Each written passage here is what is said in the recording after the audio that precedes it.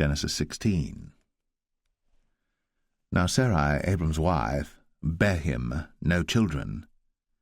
And she had an handmaid, an Egyptian, whose name was Hagar. And Sarai said unto Abram, Behold now, the Lord hath restrained me from bearing. I pray thee, go in unto my maid. It may be that I may obtain children by her. And Abram hearkened to the voice of Sarai.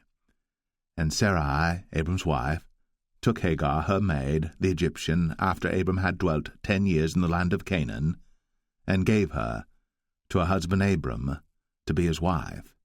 And he went in unto Hagar, and she conceived. And when she saw that she had conceived, her mistress was despised in her eyes. And Sarai said unto Abram, My wrong be upon thee. I have given my maid into thy bosom, and when she saw that she had conceived, I was despised in her eyes. The Lord judge between me and thee.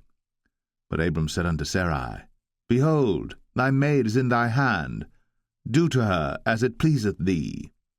And when Sarai dealt hardly with her, she fled from her face. And the angel of the Lord found her by a fountain of water in the wilderness, by the fountain in the way to Shur. And he said, Hagar, Sarai's maid, whence camest thou? And whither wilt thou go? And she said, I flee from the face of my mistress Sarai. And the angel of the Lord said unto her, Return to thy mistress, and submit thyself unto her hands. And the angel of the Lord said unto her, I will multiply thy seed exceedingly, that it shall not be numbered for multitude.